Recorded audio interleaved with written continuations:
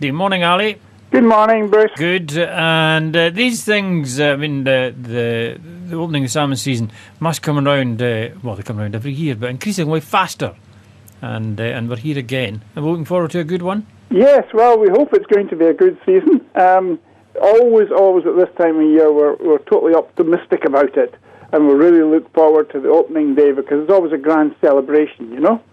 Yeah, and so this is the 15th of January, which is Thursday, at Kenmore. And you were saying earlier this has been going on for some time. This opening ceremony started in 1947, just after the war, and it's ran every year since then. It's got bigger over the years, and now we have several hundred people attending it. I think a lot of them are encouraged by the free coffee and bacon rolls from the Kenmore Hotel, not to say, or to mention in the least, the free drams from Dewar's World of Whisky. Well, that could be a draw within itself, really. This is Thursday, and so what actually happens on this day? Is this the first day that you're allowed to fish for salmon on the Tay? Is that right? That's correct. The 15th of January, the opening day on the River Tay. What happens is that this year Mark Stephen from BBC Out of Doors and myself will sort of head the proceedings, and we will be joined by the cheerful, enthusiastic Liz Grant, the Perth and Kinross Provost, who is always a great supporter of things like that. And so after that, does the fishing just start as a mad frenzy? Oh, no. We have a lovely procession from the square at Kenmore. We wander along the road and then down the river bank to the scenes of the Vale of Athol Junior Pipe Band, who always do a great job. And then the Provost will bless the boat before it goes out to fish. The traditional tight lines blessing of the boat. Right, and so this is, I love all these kind of traditions. So I presume is it blessed with whiskey? Oh, well, of course.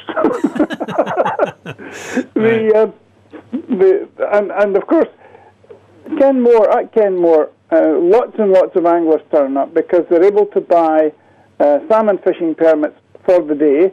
This year they've cut the price from £25 to £12.50, but the hotel are going to pay £12.50 to match what everyone else has paid, and all the money will be donated to AFID, the Angling for Youth Development, a charity which helps young people to take up angling, especially young people who might have otherwise got in trouble. Okay, so that's a great initiative. It's a superb idea, yeah.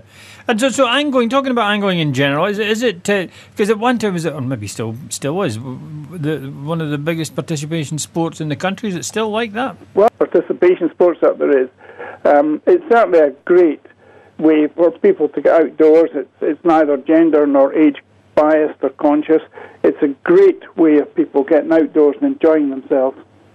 Yeah. So Thursday now, the 15th of January. Again, we mentioned this is more to do with the salmon life cycle than most anything else. Because this is when you expect more big fish up. Is that right? Well, this is when traditionally I suppose at one time there wouldn't have been any salmon fishing seasons. But then when salmon fishing seasons were introduced, they were introduced on the basis of when the fish were known to arrive in various places. And the Tay is one of the earliest. And back in the turn of the century there, or turn of the 20th century, the early 1900s, Loch Tay was full of huge salmon at that time of year, and the season opened on the 15th of January. We call it spring fishing. It's a bit laughingly called spring fishing because it's really winter, isn't it? It's indeed. It certainly is today, anyway. Coffee, drams, all that kind of stuff. It's a bit of a spectacle, a lot of celebration, usually great humour.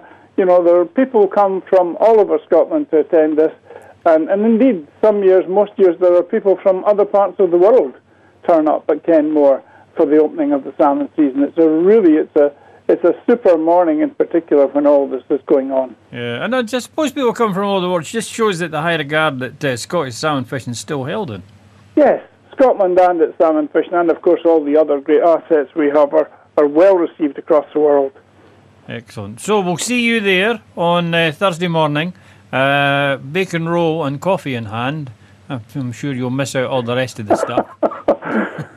Yes, yeah, well, thank you very much for calling, and I hope to see everyone there. Okay. Ali Gowans, thank you very much. Thank you.